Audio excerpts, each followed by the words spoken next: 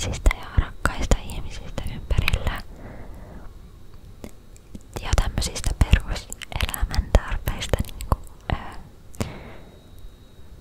siis tommosista tosi perus, että on kattoa pään päällä ja on vaatteita ja on sitä ja tätä, mutta ehkä jos haluais miettiä nyt jotain tämmöstä vähän omaperäisempää vastausta, niin tällä hetkellä tuntuu siltä, että en haluaisi luopua vaikka tästä septum nenäkorosta ikinä, tai en haluaisi luopua mun eyeliner kissarajauksista ikinä, ja tästä mun tatuoidusta kehosta en haluaisi luopua. Mutta nää on tämmösiä tän hetken, mitä tuli ekana mieleen, jos ei lasketa näitä tommosia rakkaat läheiset koti, säännölliset tulot ja tämmöset. Mitä suunnitelmia syksylle? No nytten vaan työskentelyä ja koitan jotenkin saada semmosen kivan rutiinin elämään ja tasapainottaa vähän eri osa-alueita elämässä, niin se olisi mun syksyn tavoite ja suunnitelmat. Mikä sua kiinnostaa varhaiskasvatuksesta ja onnea valmistumisen johdosta? Kiitos paljon. Ja mua kiinnostaa varhaiskasvatuksessa se, että siinä työn ohessa pääsee koko ajan elämään ja tukemaan pienten ihmisten elämänpolkuja ja olemaan niin kuin tosi tärkeiden kehitysvaiheiden aikana tukena auttamassa näitä kaikkia ihania lapsia. Ja esimerkiksi 3 ensimmäistä ikävuotta on ihmisten elämän kriittisimpiä kehitysvaiheita. Silloin tulee ihan todella suuria kehityksellisiä askeleita elämässä. Ja ylipäätään toi lapsuusaika niinku vaikuttaa ihan super paljon siihen, mitä meille ihmisille tapahtuu myöhemmin elämässä. Tai millaisiksi me kasvetaan. Niin se on ehkä semmonen, tavallaan semmonen, että pääsee vaikuttamaan niinku myönteisellä tavalla tulevaisuuteen. Ja sit toisaalta myös elämään semmosia tosi ihania merkityksellisiä hetkiä pienen ihmisten kanssa ja kokemaan eri juttuja ja näkemään niinku semmosia oikeesti tosi pienistäkin asioista ihan valtavia ilon purskahduksia tai siis hyvä esimerkki vaikka semmonen, kun mä olin joskus tekemässä keikkaa päiväkodissa ja mä en sieltä niinku tuntenut niin lapsia etukäteen tai se ei ollut mulle tuttu paikka. Mut siitä huolimatta mä en tarvinnut mitään semmoista henkilökohtaista suhdetta näihin ihmisiin siellä. Mutta silti kun niillä oli disko ja mä näin miten innoissaan ne kaikki pienet lapset oli siellä noin pienestä asiasta, että oli musiikkia ja tanssittiin, niin siis mä vaan ihan herkistyin siitä, koska siis se oli mun mielestä vaan niin semmoista puhdasta iloa, mitä pääsi näkemään ja lapsilta oppii paljon oikeesti. Niin ne kiinnostaa mua varhaiskasvatuksessa.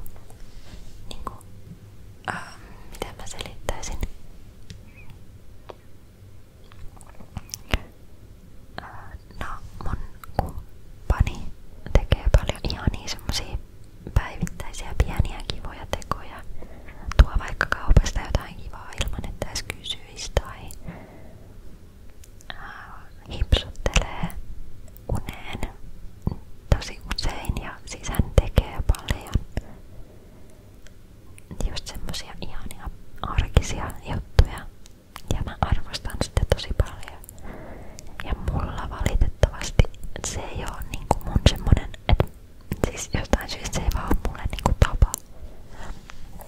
Mä monesti mietin sitä, että oispa ihanaa, kun mäkin joskus tajuisin vaikka tuoda kaupasta kysymättä jotain.